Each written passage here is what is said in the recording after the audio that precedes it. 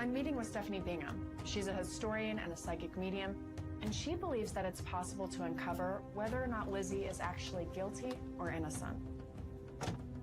I want to take this case wherever it leads me, but I do have my reservations about paranormal evidence. Hi, it's nice to finally meet you. Nice to meet you too. What a place for a first meeting, huh? Isn't it though? I've been able to see spirits my entire life. I've been doing this publicly for the last 15 years. I hope to speak to Lizzie's murdered parents to uncover the truth of what really happened to them. So welcome to the Borden family plot. We have the whole family here with us today. Oh my. We have her father, who was murdered, her stepmother, who was also murdered, and then Lizzie herself. Lizbeth. Yes, so Lizzie was born Lizzie, but after the murders happened, she became so infamous as the Lizzie Borden who got away with killing her parents that she actually changed her name. Can you blame her? No, not at all. Not at all. Well, it is officially an unsolved case. No one was ever brought up in charges after she was acquitted, so I appreciate you calling me. Absolutely, thank you for coming out. I thought it was interesting, the reports of new activity. There have been so many reports of paranormal activity in both the house that the people were murdered in, as well as the house that Lizzie lived in after the murders. What I've dealt with as far as psychic mediums, I've dealt with con artists and liars and frauds. And when we spoke on the phone, I didn't get that vibe from you, so I agreed to come out. The paranormal is my life, so I'd really like to see if we can't change your opinion on some of these paranormal experiences people are having. Well, I would like to go to the scene of the crime, see how everything's laid out, and see if it matches up to what I've read. They're expecting us. Opinions, viewpoints, and beliefs presented on this program do not necessarily reflect those of the management, the affiliates and broadcast partners, or the sponsors. Listener discretion is advised. Scarefest Radio, the radio you can see.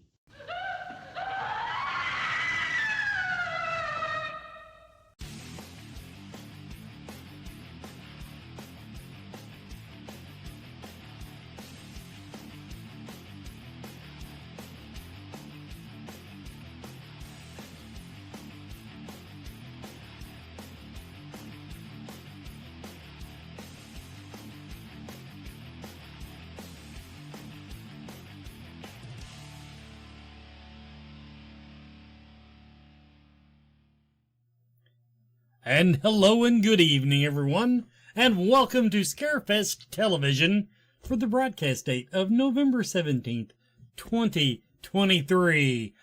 Tonight, I am joined by my co-host, Katie Followell, who is back from... Hey, everybody. When was the last time I had you co-host, Katie?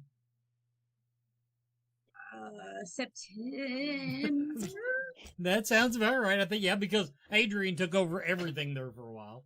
Where we had to answer, we had to answer all them questions. And then our guest tonight, of course, is the lovely and talented Stephanie Bingham, who you just saw a little clip from when she was on TV, Mysteries Decoded. Mysteries Decoded. And I pointed out during that clip, behind the scenes, everybody, that look she gave the investigator is the same look she gives me every time I see her. Pretty much, yes. Yeah. Okay. You're giving it to him now. First question. My face. I know we're good friends. I know you love me, but you wouldn't ride an elevator alone with me, would you? Yeah, I probably would. Okay, well then, yeah. I'm doing better than I thought, everybody. Okay, tonight, we are celebrating the third week of No Shave November. Joe Lewis will be back later to review Cobweb, and I wanted to class the place up tonight. And I knew this would be a great night to do it because Stephanie, when she comes on, she always dresses to the nines, as we used to say back in the 40s. 30s, whatever the decade that was. Anyway, so I just wanted to match her style for style, except I would not button my top collar because I'm a lazy ass. So. Well, you look lovely. Well, thank you. Thank you very much. I'm surprised the green screen, you can't see through this. It's not green. But anyway, okay, before we go on, Stephanie, now quick, I'm getting all of my female guest opinion. Just for men, beard dye, yes or no? Depends on the guy. Okay, me. I'm going to say no. I understand with it, because the beard actually looks very good with this shirt. It does. But I'm just thinking when I wear the Hawaiian shirts that it might be. But I'll put you down as a maybe because this isn't fair to you. Me looking this good tonight, it's not fair to you. Right. No one can contend. Okay, let's start. Okay, spiritualism. Yes. You're okay. I had that pulled up. I want to the way you worded it in the description. Stephanie will be exploring early forms of American spirit communication, the mediums of the time, and how American ghost hunting impacts and influence modern investigative techniques. By the way, everybody, the whole premise of this was that's the seminar she gave at Scarefest 2023, and we wanted to revisit that because I don't get to go to seminars. Okay. Well, let's just get into it without doing the whole 45-minute presentation here.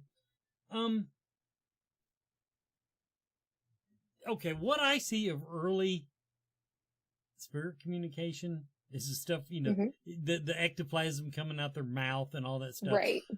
Table tipping. What? Okay, go ahead and just hit me with it. How does that have anything to do with me walking around in a dark building with my little EMF meter? Everything, actually. So when you're looking at that early form of organized spirit communication right after the Civil War, Golden Age, that sort of time period we're talking about, right at the turn of the century, you are looking at a time when magnetism still is not understood scientifically.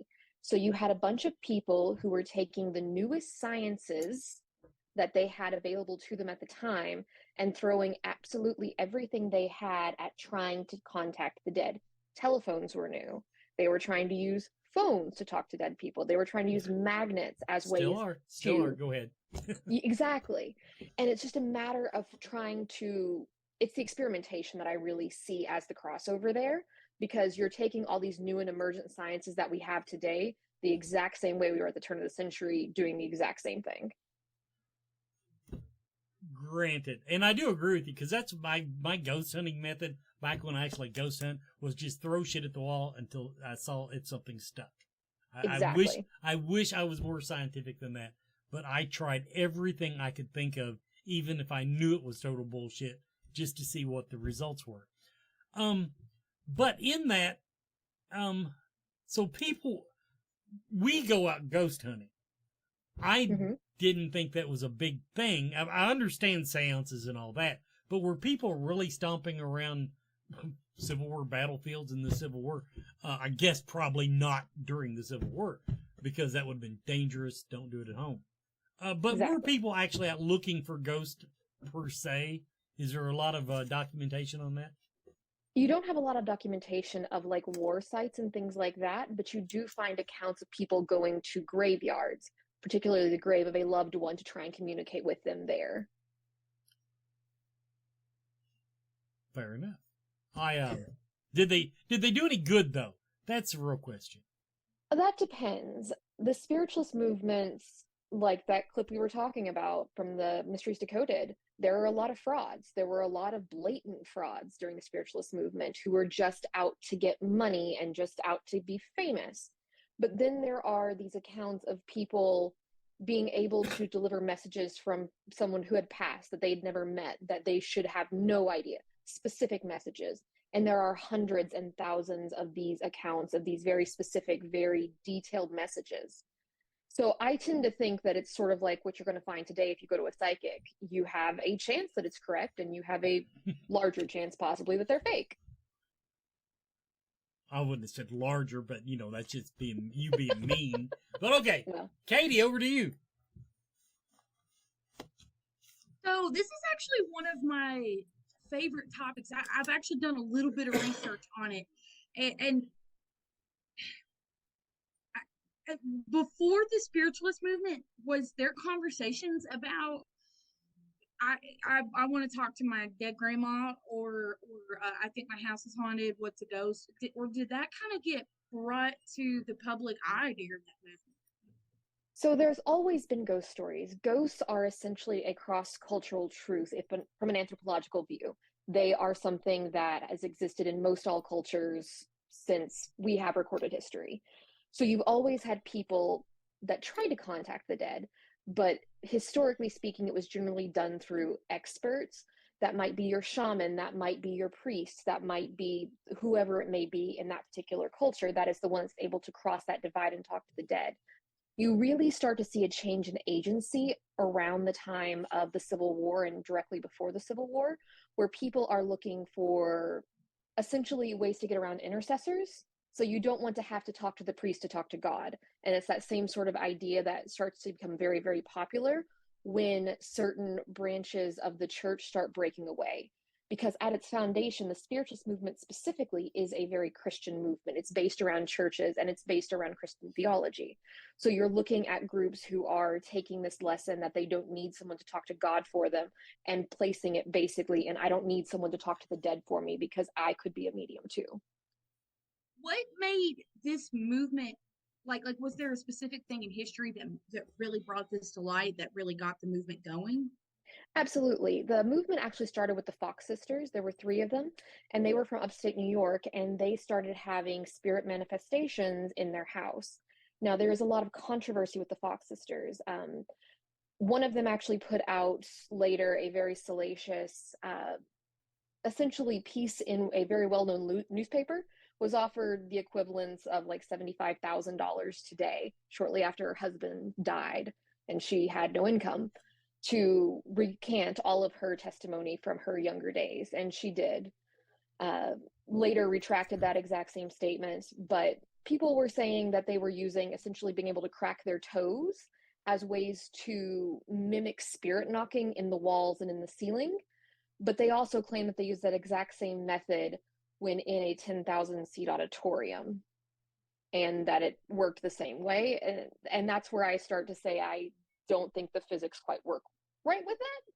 But they became famous with this. Their people, their relatives were very, very involved in new sort of evangelical movements, and they were in this very good position, and they hooked up with them, and suddenly they were basically on tour going around the US demonstrating their abilities.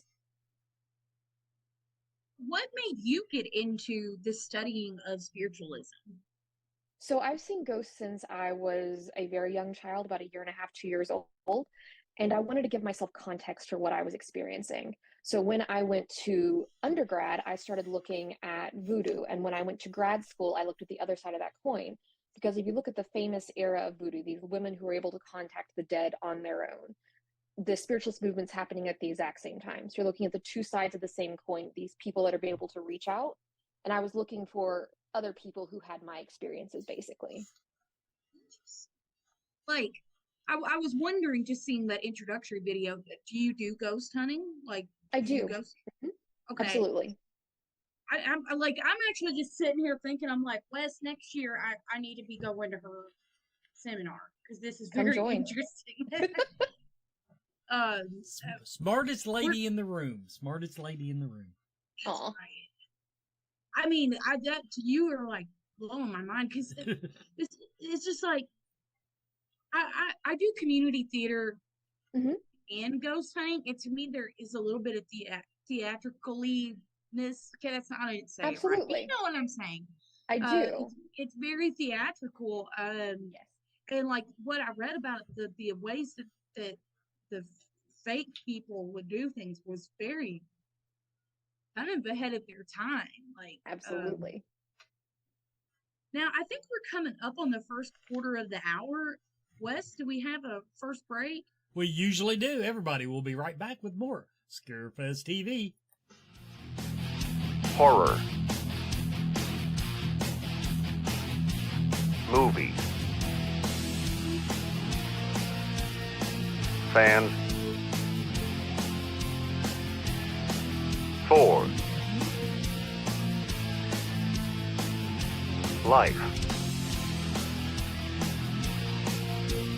On Facebook. Find us. 4 watch parties. 4 news. 4 memes. 4 friends. 4 life. Horror movie fans for life. Join us.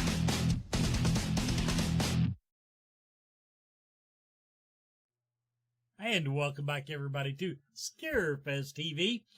Okay, from my viewpoint now, the spiritualist movement, and as you described it, was big. Civil War up till what made it die off, or at least perceptively die off? Because I know when I went, I got invited on a more or less ghost hunt. I don't think I was in high school. I think I was graduated like a year. But the only reason they invited me anyway was I had a car to take them there, and I had no idea what they were doing. I'll just be, I knew nothing about it. So it kind of died, and then of course, I'll give credit to Zach Bagans and Ghost Hunters for bringing it back. But what made it kind of die off? So the spiritualist movement as a whole was a fully religious movement. It was a cultural mainstay. It was tied very heavily to the Gilded Age. So when you saw that start to fall and you saw the rise of World War I, that is really when you see the spiritualist movement and really everything that is not the war effort falling off. It becomes brass tacks. You have to do exactly what you have to do on day to day. You don't have that leisure time to sit and run seances and run interviews and things like that. But you have to keep in mind that the spiritualist communities, there's still several that are active today. You can go to Lilydale right now, and there are spiritualists there who are official psychics. They're registered, and you can go get an official reading. So No, okay. You can't just buzz past Sure I that can. without me asking. Registered with the city? Do they get a license? I mean, does it mean they have a business license? What does it mean? That's what I was thinking. So when it comes to Lilydale and places like that, the organized spiritualist communities, you are certified by the community that you are psychic. You go through their tests, their training. They confirm that, yes, you are speaking to the same dead people that we are speaking to. And you are then allowed to read for the public, basically. So they get references from the other side. Is that what you just said? I wouldn't go so far as to say references, but I could see where you could make that comment. Yes. Yeah, I did make that comment. You did. The other thing, okay, now I know about Lilydale. Okay, I mean, Yeah. I don't know about it. But I don't. Where's it at? Lilydale is in New York. It is a fabulous place. Go see it. It is lovely. You can tour it. You can actually stay there. They do services there. I love Lilydale. It's a great trip. And actually, it's on my bucket list of places to go. I've heard all those nice things about it. But you said you used it in the plural sense. You said communities. Are there other communities? Spiritualist? I believe there is one, I believe, in Casadega in California, or in Florida still. And there's a couple of others in the South that are still active as communities, though they are not as publicly seen as Lilydale. Lilydale is sort of the premier location that everyone knows about and that people talk about and go to on a regular basis. They advertise. Yeah. And they have accommodations for tourists. There you go. Now, okay, still shifting it to modern days. Are there any practices that, I'm sure there's got to be something, that, a practice they used back then that we use nowadays and didn't even realize we're doing the same thing? I mean, you have your Ouija boards and things like that. Direct crossover. I love them. I use them. If you know what you're doing, it's fine. But you're going to have things like that. I look at the way that we use EVPs and voice recorders today as much the same way that they were using automatic writing at the time. They didn't have the means to record the same way we did, but they were using their mediums essentially as the EMF recorder or EVP recorder. Of course, and you know me, I'm big on dowsing. I do love my dowsing. I wouldn't give you a damn nickel for a pendulum. I own about half a dozen of them, but I'm useless with a pendulum. But, here, that's a good question. Was dowsing, other than dowsing for water because people had to live, was that a big thing with the spiritualist back then? Were they using that as spirit communication? Dowsing was popular with pretty much everybody at the time, not just for water witching, but also for treasure and also for direct answers.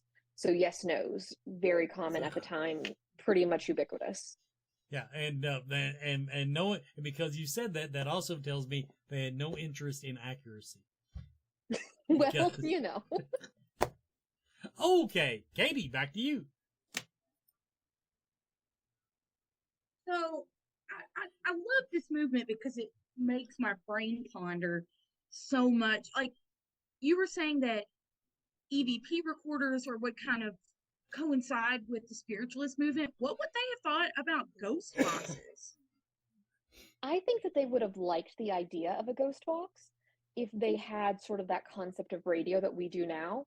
If you were to put someone of that time directly in front of a ghost box today, witchcraft is going to be the immediate answer. But if they had the context, I think that they would have thought that was a very useful tool, because they would use seances, and seances weren't always quiet. Some seances involved chanting, which to me sort of references that cadence that you get with a ghost box. You know what I mean? That sort of steady cadence throughout.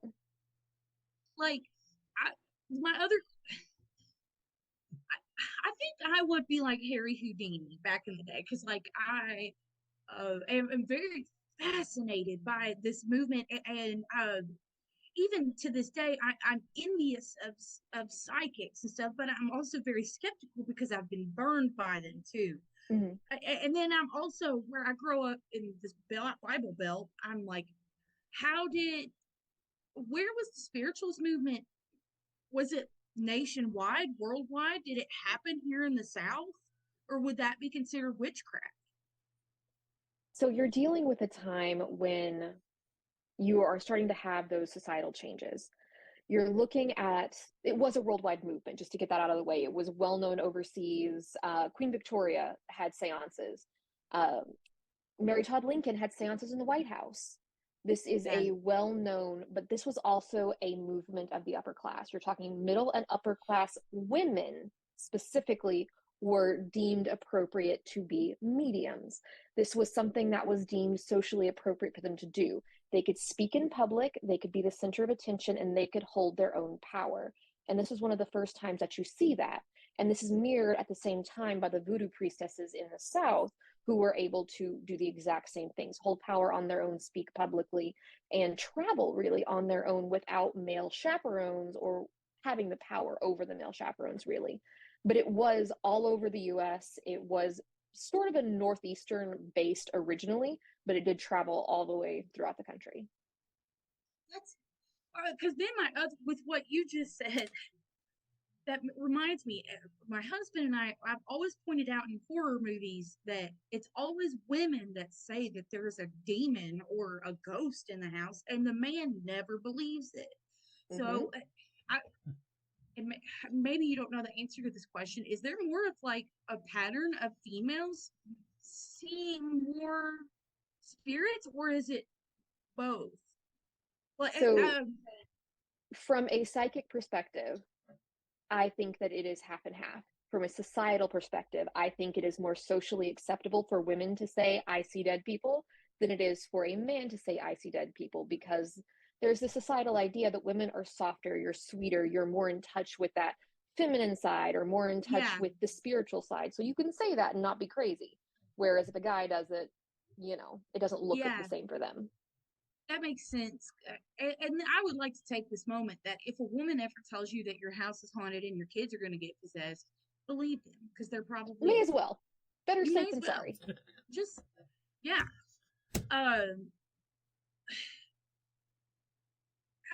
how should skeptics view the spiritualist movement, and even like, I don't know, I can't even think of the right words, because this movement is so interesting and intricate, or at least I felt like it.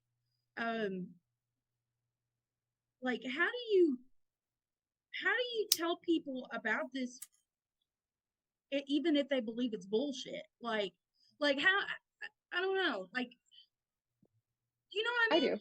I do. Okay. I have a master's degree, and I did the spiritualist movement as my master's thesis. There was not a professor there that thought that the spiritualist movement was true. But by the end of that dissertation, by the end of my defense, I had them at least questioning what if. And that is all I could really hope to do. If you are so grounded in the physical reality and that you only believe what you can see, there is nothing anyone can do to make you believe that it is true. But as I have had some of the same experiences as some of these mediums had at the turn of the century, I believe that at least a portion of what is said is true. Do I think there were levitating tables that could write? No, I don't. Do I think that there were seances that delivered information from the other side? I absolutely do. And I think you just have to take it for what it was and sort through and just realize that there is good with the bad. I'm going to ask you some questions I have as an investigator that I've kind of been wondering about when I'm going on these investigations. First, I always am telling ghosts to touch, K2 meters. Oh, this won't hurt you. If you touch it, we'll know that you're there. Does it hurt ghosts? Are they scared of them? I don't think they're scared of them. What you have to understand is that the currency on the other side is energy, and they only have so much to go off of. So unless they are taking it from the investigators or the items themselves, they only have so many options to touch, Okay.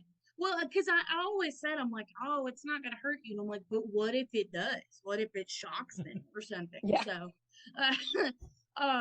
and this is a deep question going into the half-hour mark, but are ghosts the spirits of people that have passed on, or is it something else? Some of them are, some of them aren't. I specialize in dealing with things that weren't people. That is my lane. So, how do you communicate with them? Same way you communicate with a cat or a dog. I mean, so they understand like the intentions, like, because I mean, they may not speak English. Do you know what I'm saying? Right. A lot of things will use feelings, emotions. If you're an empath, that sort of energies is what you're dealing with. So you have to understand that and just do a lot of research, because generally earlier peoples have different explanations of them. But if you follow those, you can sort of understand what you're dealing with, at least on some level. Bro, you make me want to go ghost hunting right now. Because, like, let's go. Let's go. Because these are questions. And my other question is, can they see us, or can they hear us, or is it? Absolutely. I had a ghost actually tell me that when I was very little, I didn't realize he was dead at the time, that it was easier for them to see us when, like, those of us that see them are easier for them to see, if that makes sense. So mediums are just easier, but most of them have some visual ability with this side, even if they aren't fully there. I had one experience in Carrollton, Kentucky, where we asked that in the K2, kind of the way the interaction came through, she couldn't see us, but she could hear us. Yeah. And that was, that blew my mind. Just, just to think about that. Well, think about modern mediums. Some people see, some people hear, some people know. And just because you're no longer in a body doesn't mean that your main ability is going to change. How did you know that? Because sometimes I feel and experience things that make me wonder if I'm empathic or if I have some kind of ability. Or how did you know that? Because I just wonder if I'm hallucinating. But I am not a good example of this. I did not know I was seeing dead people until I was about 4th grade. Okay. And I talked about it quite a lot before that. So people knew that I was seeing things that they weren't, but I had a friend who also saw the same things I did.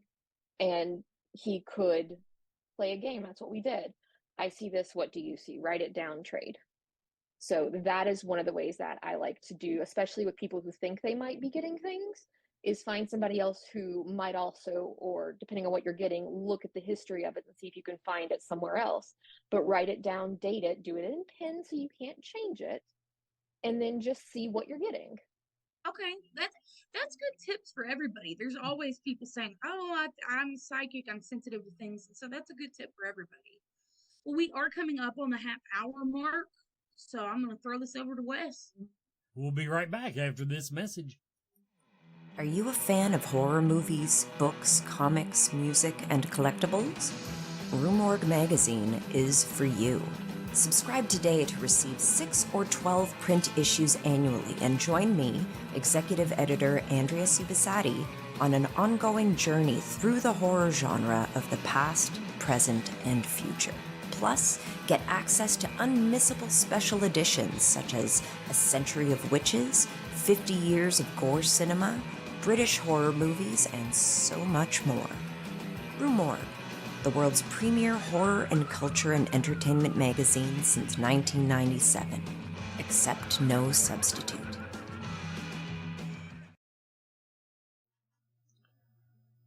Hey, the next Central Kentucky Mystical Market is coming up December 9th and 10th.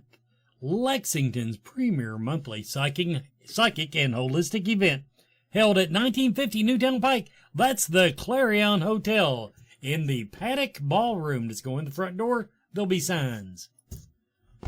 I'm still inviting everybody to join my Patreon account. If I get 50 subscribers, I am going to take that cosplay on the road. Actually, may not be on the road, may just be Scarefest. But I'll do it after I get 50 subscribers. I will do that cosplay in all of its glory. Patreon.com/ScarefestRadio. And speaking of which, the Southern Lights Stroll 5K is tomorrow, November 18th, at the Kentucky Horse Park. My sponsor for that one is Jake Godbold. Thanks a bunch, Jake. But yeah, that's basically what my blog is about on the Patreon account, is telling you what a lazy ass I am and how it hurts me to run. So there, I'm a big baby. Now, back to Stephanie Bingham. Okay, one more question before we move on to vampires. Why doesn't anybody spew ectoplasm anymore? That's a good question. It is. It was a great parlor trick, but it was just that. It was a parlor trick. Most of it was actually done with lamb's wool. Was a very common way of making those things.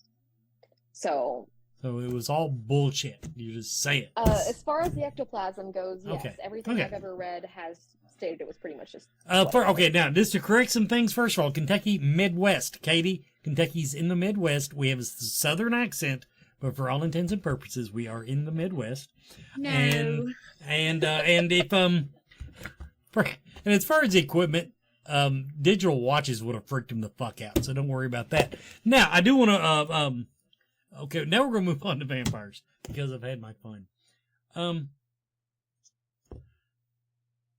Give us, okay, I don't even know where to start with this, because that's one of those topics that just freaks me the fuck out. That and dogmen. Because knowing that... Oh, those are great topics. Oh, I know they are, but you also tried to slid past the whole wrecking a UFO into a train when you were on here one time, didn't you? Wasn't that you? Yeah, that happened in Kentucky as well. Yeah, and you tried to slide it right past us. Oh yeah, that did no big deal. Tell me about vampires in a nutshell. Who are we talking about?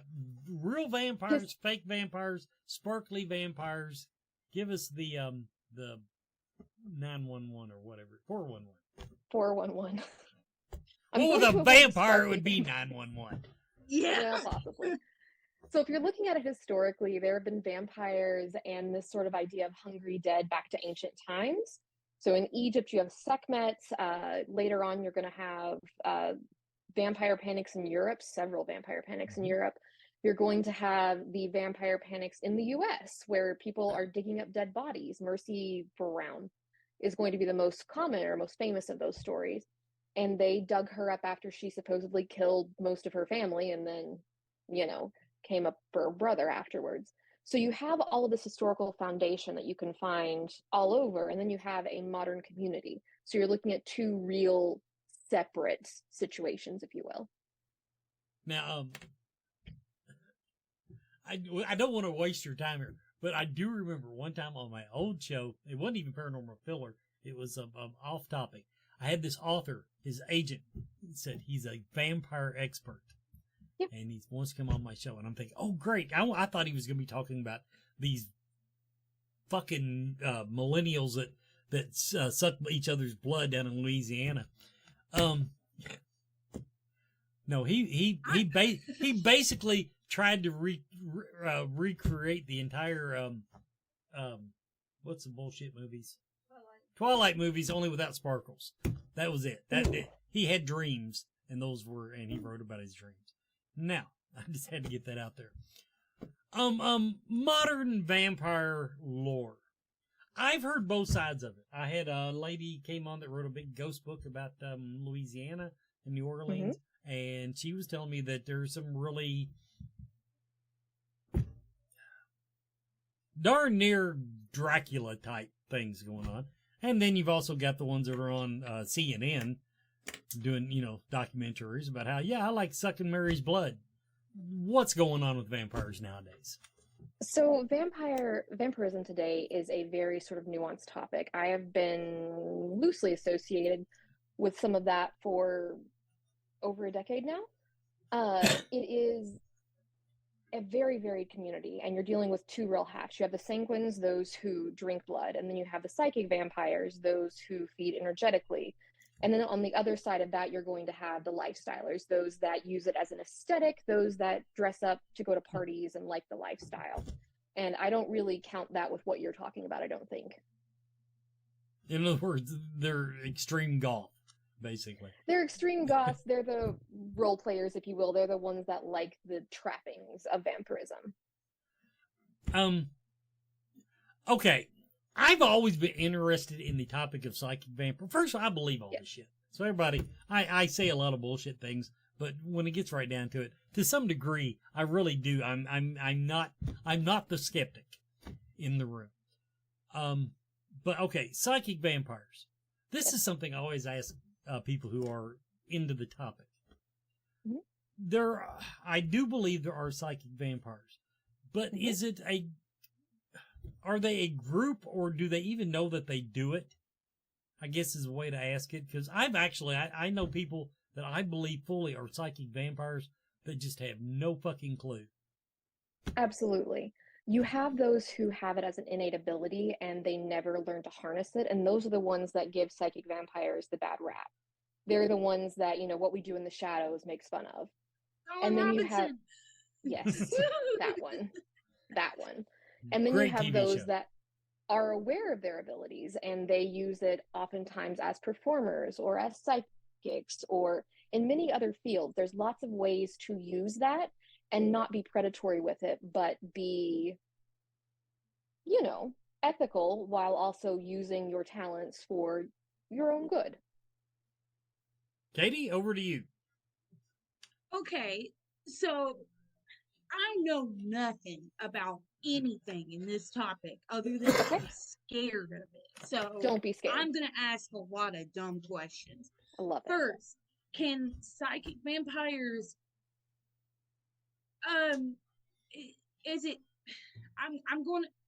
do they just suck up energy, or do they give energy back? Is it like Jasper from Twilight, or is it like Colin Robinson from What We Do in the Shadows? Why are those my options? I know, those are just bases. Right. So when a psychic vampire feeds, you have various different ways you can feed. You can feed ambiently, which is, in my mind, the most ethical way, where you're going to, say, like a convention, like maybe Scarefest, where there's a lot of people who are very excited. There's sort of this ambient cloud of energy that just sort of forms over the crowd. You take that off, it's not connected to anybody else, and then no harm, no foul. The vampire gets what they need. Nobody else is any the wiser. Now, if that vampire is saying, oh, look at her, she's my target, and then they are pulling directly from you, they don't have to make it a cycle. They don't have to give that energy back to you. Now, say you are feeling low energetically, and I'm going to feed off of you. I'm going to take your hands, I'm going to pull your energy into myself, and I'm going to put it back into you to even out the energy, to make you feel better. And that would also make the psychic vampire feel better, because they could take some of that energy that is making you feel off kilter while replacing yours with some of their sort of lacking energy that is at least energetically stable. Some people suck the ever-loving fucking life out of me. Are they psychic vampires, or are they just fucking boring? Are psychic vampires? Why are these the options? Are psychic vampires humans, or are they an actual supernatural thing? Like, how do I avoid them in public? You can't avoid them in public. Psychic vampires look just like everyone else. Some psychic vampires believe that there is a soul difference or something that is energetically missing with their soul or something energetically different about their soul. You run into the same thing with the otherkin community to some extent, where they need that energy to allow their soul to work their body, basically. So to some extent, you get the creature aspect, but they are inherently people. There's no special ways to kill them. Okay, because then I was sitting here thinking, because again, I know nothing about the topic that hasn't been on What We Do in the Shadows. I was just wondering if did they eat? Like, did they just do normal things? Yep. They are fully normal humans. They are psychic, but they are fully normal humans. Now, crepe vampires, do they eat like normal? Like, are they humans, or do they feed off of blood and that's it? So when you deal with the blood drinkers, sanguines, again, they are fully human. They are not not going to burst into flames in the sunlight. You know what I mean? Okay, they are people. The Be difference cool if they did, generally, though. Hell yeah. the difference, generally speaking, is that a psychic vampire does not need the blood as the conduit. Think of blood for the sanguine feeding, to my understanding. That's not my area. The blood acts as a conduit to get the energy from one person to another. And okay. Yeah. That makes sense. Yeah. That makes total sense then. And you're also dealing with very small amounts of blood. So there's no man. Generally no biting even. What? Most people that practice sort of that style of vampirism will use like sterile lancets and stuff to actually remove the blood after having the person be tested by doctors, because bloodborne diseases are a real thing. Yeah. Like, this is blowing my freaking mind right now, because this makes so much sense, and it's so different than anything that we've ever been taught in pop culture. Yes. I mean, are vampires would you call them sanguine vampires? Sanguine vampires? Are they dangerous? Is any person dangerous? I mean, they're people. So, and when you're dealing with people who take on that sort of predator archetype to that extent, you know, it is what it is. But in general, no. This is blowing my mind right now. How did you get into vampirism? Like, how did you start researching that topic? Were you just interested? I have personal connections. Okay. She hangs out with vampires. So I had somebody write my paranormal group, and I'm not gonna lie, I busted out fucking laughing reading it, because they were like, my sister bought a house, and that lady's grandson was a vampire, and there's bad vibes there. And I was like, I don't know what to fucking do about that. Like, what can I do to help clients on my paranormal team that have dealt with vampires? So if you have a vampire issue with a paranormal team, again, these are people, and that is really the thing to hold on to. If it's someone who practices energy work, that's something I'm extraordinarily familiar with. If you go to a new location and the energy just feels wrong, clear it out, make it your own. One of the most effective ways to clear out energy of the space is a house cleaning. Literally. Okay. Clean the house top to bottom, wash your walls. Even if it's just a dry cloth, wipe them down. That's going to pull all the energy out. Start at your front door, go around the house in a straight pattern until you get back to that front door. You are actively moving that energy from the old people around the house, hi Marna, with you, and then you're going to push it out that front door, and you're going to remove all the old so that it's empty for you to put your energy there. Okay, that's a really good idea. Okay, I might be emailing her back after this. If you need more information, let me know. No, that's helpful, because I was like, if anybody ever has like an alien or a vampire or anything like that, I don't know what to do with that. I barely know what to do with ghosts. So, but now we are at 9:45, so I think it's time for our last commercial break. We'll be right back. Everybody, Spirit Mechanics, spiritmechanics.com, longtime supporter of the show, frequenters at the Central Kentucky Mystical Market. They have a brick and mortar store now, 1018 East New Circle Road. Check them out. The Missing Element Shop. It is your one-stop shop for spirit mechanics, plus Stephen's Healing Vibrations and metaphysical supplies. They have books, divination, altar supplies, tarot and oracle decks, handmade glassware, spirit boards, vibrational sound healing. Stephen Tyree does vibrational sound healing, and this is one of those things I was sure was bullshit, and I'm telling you, it works. I actually could use a session right now, but I'm not in Lexington. But if you are in Lexington, check them out. 1018 East New Circle Road, or visit them online for all of your metaphysical needs. SpiritMechanics.com. SpiritMechanics.com. Now we're going to take a little visit with Bonehead Weekly. He's doing Cobweb. Hey, Scarefest fans, this is Joe Lewis, and I'm in an honorary mood. Now, the reason I'm in an honorary mood is because I watched a couple of horror films. One was a little bit of a letdown, and another one's a complete crap fest. I was going to talk about both of them at the same time, but I don't even think I'm going to give the crap fest even its due. What we're going to talk about right now is a movie that was dumped over the summer. It was dumped this summer, actually, in 2023, and it's actually available on Hulu if you have the Hulus, and it's called Cobweb. I wanted to see it this summer because it looked interesting, and it's kind of up my alley. And basically what it's about this little boy. He's about 8 years old, and he's trying to investigate the knocking sounds that he hears on the other side of his wall. And they're coming from inside the walls in the house, and there's some sort of dark secret going on. We don't know what it is, and his parents are just creepy as hell. And his parents are played by Lizzie Kaplan. You know her as like the Something of Sex or whatever. It was a Showtime series. Wonderful actress.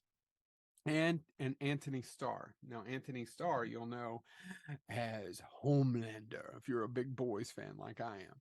Another wonderful actress, and it's called Cleopatra Coleman. And the little boy, Woody Norman. It's directed by somebody named Samuel Bolden. And as far as I can tell, he's French, and he's done a couple of horror films, one of them Marianne, which I may check out later, because this isn't a terrible movie. In fact, I kind of liked it. I just wish there was a little bit more promise for it. So what's in the walls? What's bothering this little boy? What's keeping him up at night? What are we hearing? Well, once again, little Peter, I can't tell you because that's the name of the little boy. Because if I do, it'll give too much away. It's a secret. The parents are hiding something, and they're not necessarily who you think they are. This movie, the history behind it is actually fascinating. It's almost notoriously undermarketed for some odd reason. It's actually produced by Seth Rogen. And some of the critics actually liked it, but it opened up in July against Barbie and Oppenheimer, and nobody went to see it, and they spent no money on this whatsoever. And there's a lot of people who actually like it. It's similar to Barbarian in tone, but where it fails is where Barbarian succeeds. So when we finally figure out what the cobweb is in the wall, it's not quite like that visceral reaction that you get when you're watching Barbarian, where it just takes you, where you're watching 45 minutes of Barbarian and all of a sudden the movie flips and you go to Justin Long's character, happens a few days before all the events, and you find out that story. Nothing is good or as inventive as that. What really keeps the movie from being is the acting, and I liked it. The actual thing in the wall isn't as much of a twist as I think as the writers probably thought it was. And the writer is by Chris Thomas Devlin, who wrote that Texas Chainsaw for Netflix. Has one good scene in it. But check out Cobweb if you have a Hulu. If you have the Hulu. It's only an hour and 28 minutes. So with credits, it's only about an hour and 24 minutes. Some of the people live and some people don't. You may be surprised about who does and doesn't. I wish there was just a little bit more of a payoff, a little bit more of a kind of an explanation. There's also a great character in here who's the teacher is trying to figure out. The issue is, I think at the end of the day, there's a lot of it just doesn't make any sense, logical sense. Why doesn't the teacher call somebody? What year is the set in? Why don't they call the police? Because clearly something's going on at home. There's just a lot. Why would they do that? Why would they do that? And then there's a home invasion thing. Oh man, I don't want to give it too much away. So it's going to drive you crazy about some of the just flaws in logic. However, I didn't dislike Cobweb. I kind of liked it. So check out Cobweb on Hulu if you have Hulu. This has been Joe Lewis of Bonehead Weekly. Cobweb 2013. I'm still feeling angry about that other movie.